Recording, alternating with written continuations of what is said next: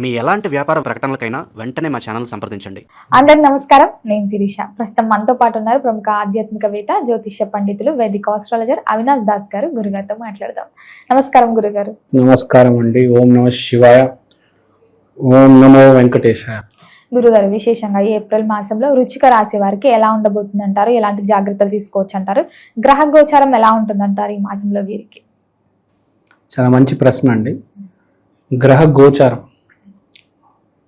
గోచారం అంటే ఏంటి? మంచి పాయింట్తో స్టార్ట్ చేసాం. గ్రహాలు ఆకాశంలో గోచారం చేయడం వల్ల మన జీవితాలు ఎలా మారుతాయి అనేది గ్రహ గోచారం. అంటే బేసిక్గా మన చేతిలో అంతగా మన జీవితం లేదు. ప్రారబ్ధ కర్మ అంటారు. అంటే నిన్న మొన్న పోయిన జన్మలో చేసినవి ఇప్పుడు మనకు ఇప్పుడు ప్రెసెంట్లో మనం అనుభవిస్తూ ఉంటాం. అప్పుడు ఎప్పుడో అవసరం ఉన్నప్పుడు ఒకడికి ఇల్లు కట్టాలన్నప్పుడు 1,00,000 2 లక్షలు సాయం చేశాను నేను. ఇవాళ ఇల్లు కట్టాలనుకుంటున్నాను. నాకు ప్రకృతి సాయం చేస్తూ ఏదో ఒక విధంగా నేను ఇల్లు కట్టగలుగుతా.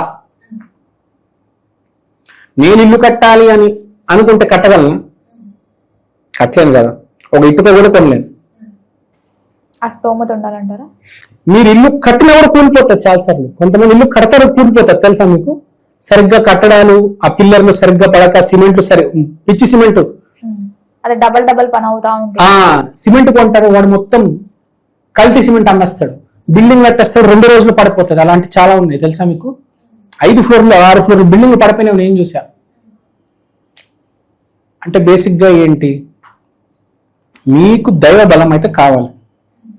దైవ బలం లేకపోతే చేతికి ఇల్లు రాదు. ఇప్పుడు మన హైదరాబాద్లో చూస్తూ ఉంటాం, చాలా మంది అపార్ట్మెంట్ కొందామని పోయి 50-60 లక్షలు ఇచ్చేసి వస్తాడు బిల్డర్కి. తర్వాత బిల్డరు మొత్తం ఎత్తేస్తాడు, పారిపోతాడు. తెలుసు కదా, టీవీలో కూడా వస్తూ ఉంటుంది. వాడు 60 లక్షలు పోయి వాడు ఇల్లు కూడా పాయే. అంటే ఏంటి? నువ్వు ఎక్కడో ఎవరికో మోసం చేసావు. ఎప్పుడో ఆ కర్మ ఇప్పుడు వచ్చింది. పోయిన జన్మలో కావచ్చు, ఒక 800 సంవత్సరాల్లో ముందు ఇంకో జన్మలో కావచ్చు. నువ్వు అప్పుడు చేసింది తిరిగి తిరిగి మళ్ళీ నీ దగ్గరికి వస్తుంది, నీకే చుట్టుకుంటుంది. అన్ని కరెక్ట్గా చేస్తుంటే అన్ని కరెక్ట్గా జరుగుతాయి. ఎప్పుడైనా గుర్తుపెట్టుకోండి. మనం ఏదైనా తప్పు చేస్తేనే మనకు బ్యాడ్ టైం వస్తుంది. మనం తప్పు చేయకూడదు బేసిక్గా. సో ఇప్పుడు నేను ఈ పాయింట్ ఎందుకు చెప్పాను అంటే, 5వ ఇంట్లో సూర్యుడు ఏం చెప్తాడంటే, నాన్న నీ చేతిలో ఏమీ లేదు, నువ్వు ఏది చేసుంటే నీకు అది జరుగుతుంది. ధర్మం జరుగుతుంది బేసిక్గా. సో ఈసారి ధర్మం జరుగుతుంది. ధర్మంతో ముడిపడి ఉన్నాయి అన్ని. 4వ ఇంట్లో రియల్ ఎస్టేట్ వ్యాపారము, రియల్ ఎస్టేట్ బ్రోకర్లకు బాగా కనిపిస్తుంది. ఇల్లు కొనే వాళ్ళకి చాలా మంచి శుభ సమయం. బేసిక్గా ల్యాండ్ కొనే వాళ్ళకి, ఇల్లు కొనే వాళ్ళకి, ఫ్లాట్ కొనే వాళ్ళకి శుభ సమయం. ఇప్పుడు పెళ్లి చూపులకి వెళ్తే మీకు డ్యామేజ్ అవుతుంది. ఇల్లు కట్టేశాను అంటే ఇలా ఉండకూడదు. బేసిక్గా నేను సెటిల్ అయిపోయాను, డబ్బులు సంపాదించేసాను, ఇల్లు కట్టేశాను, ఇప్పుడు పెళ్లి చేసుకోవచ్చు అని ఎప్పుడు ఫిక్స్ అవ్వకూడదు. ఏదైనా న్యాచురల్గా జరగనివ్వాలి. మీ అమ్మగారు మీ నాన్నగారు ఎవరో ఫోన్ చేయాలి, లేకపోతే మీకు ఏదో అమ్మాయి పరిచయం అయింది, అలా న్యాచురల్గా జరగాలి. కానీ నాకు నేను ఫిక్స్ అయిపోయి ఇప్పుడు నేను అంటే డబ్బులు ఉంటేనే పెళ్లి చేసుకోవచ్చా, డబ్బులు లేనాడు పెళ్లి చేసుకోకూడదా అంటే నువ్వు అలా ఫిక్స్ అవుతున్నావు కదా. అలా ఫిక్స్ అవ్వకూడదు. ఎప్పుడు ధర్మాన్ని నమ్మాలి, జీవితాన్ని, ధర్మాన్ని. ఏది మనం ఫ్లోతో పాటు పోవాలి. నేను ఇదే చేస్తా, నేను ఇదే అని ఫిక్స్ అవ్వకూడదు. అలా చేస్తే సర్వనాశనం అవుతారు. చాలా మంది అలా అయిపోయారు. ఫ్లోతో పాటు పోవాలి. సముద్రంలో మీరు అది ఎట్టు తీసుకెళ్తుంది పడవని అటు వెళ్ళాలి. కానీ ఎదురీత చేస్తే ఏమవుతుంది? కొట్టకపోతాం, మునిగిపోతాం. ఎదురీత చేస్తే నీళ్ళు ఒకటేసారి వచ్చేది ఏం లేదు, కిందకి వెళ్ళిపోతావు. సో అర్థం చేసుకోవాల్సింది ఏంటంటే ఫ్లోతో పాటు వెళ్ళాలి. త్వరబడి అమ్మాయి వెంటబడ్డము, పెళ్లి చూపులకి వెళ్ళడం ఇప్పుడు చేయొద్దు. ఈ వృశ్చిక రాశి వాళ్ళు ఈ నెలలో అమ్మాయిలకి దూరంగా ఉండండి.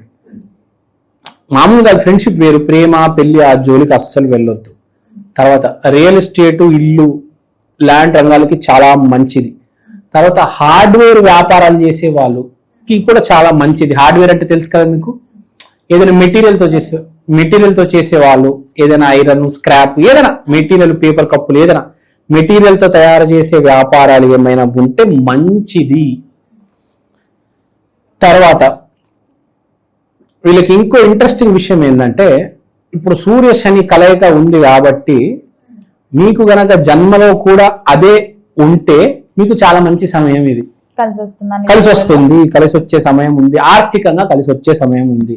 అంటే ఆర్థికంగా బాగుంటుంది అంటారు ఈ నెలలో? ఆర్థికంగా చాలా బాగుంది, దాని మీద కాన్సన్ట్రేట్ చేయండి. మరి ఈ వృశ్చిక రాశి వారికి ఈ మాసంలో టర్నింగ్ పాయింట్ ఏదైనా ఉంటుందంటారా జీవితం మారడానికి? మీ జీవితాన్ని మార్చడానికి ఒకటే టర్నింగ్ పాయింట్. నేను చెప్పింది ఇప్పుడు దాకా సాయం చేయలేదు కదా, ఇప్పుడు సాయం చేయండి ఎవరికైనా. ఇప్పుడు దాకా జీవితంలో ఎవరికి తిండి పెట్టలేదు ఒక పూట, ఎవరికైనా ఒక ఛాయ్ కూడా తాగేయడం లేదు. ఈసారి ఈ నెల ఈ మాసం ఒక 10 మందికి తిండి పెట్టండి, 10 మందికి ఛాయ్ తాగించండి, కొంచెమైనా మంచి చేయి. ఎప్పుడు మనకు ఏ సాయం అవసరం వస్తుందో జీవితంలో తెలియదు. అందుకని ఎవరిని తిట్టకూడదు, ఎవరితో పెట్టుకోకూడదు, ఎవరితో అసలు మోసం చేయకూడదు. సాయం చేస్తూ ఉండాలి, కుదిరినంత దాంట్లో చేయాలి. 10 రూపాయలు చేస్తే 10 రూపాయలు చేయి, 1,00,000 చేస్తే 1,00,000 చేయి. ఎవరితో గొడవపడద్దు, ఎవరిని తిట్టొద్దు, అంతే. మనకు ఏ రోజు కష్టం వస్తుందో, ఏ రోజు రావణాసుడు ఎదురవుతాడో తెలియదు. మనకు ఆ రోజు వానరసేన కావాలి కదా, అది ఎక్కడి నుంచి వస్తుంది? సాయం చేస్తేనే కదా వస్తుంది, లేకపోతే ఎలా ఎదుర్కొంటావు కదా. అనుకోకుండా ఏమైనా లాభాలు వస్తాయంటారా అకస్మాత్తుగా? ఖచ్చితంగా అనుకోకుండా లాభాలు రావడం అయితే జరుగుతుంది. వ్యాపారంగా ఆర్థికంగా బాగుంది, కానీ ఏ అమ్మాయితో పెట్టుకోవద్దు. సంపాదించినంత మొత్తం మునిగిపోతారు దాంట్లోనే. ఏ అమ్మాయి జోలికి వెళ్ళొద్దు, ప్రేమ జోలికి వెళ్ళొద్దు. అమ్మాయిలు అమ్మాయిలు అబ్బాయినా మోసం చేస్తారు. ఏం లేదు, ఒక్కసారి నీ గోల్చని 2 రోజుల్లో తాగడి పెట్టి ఇచ్చేస్తానని చెప్పి వాడు అమ్మాయి మోసం చేసి తాగడి పెట్టేసి పారిపోతాడు. అమ్మాయి పిచ్చి దానిలో గోల్డ్ చైన్ ఇస్తారు. చాలా మంది అలా మోసపోతారు. ఒకటి మొత్తం అదే.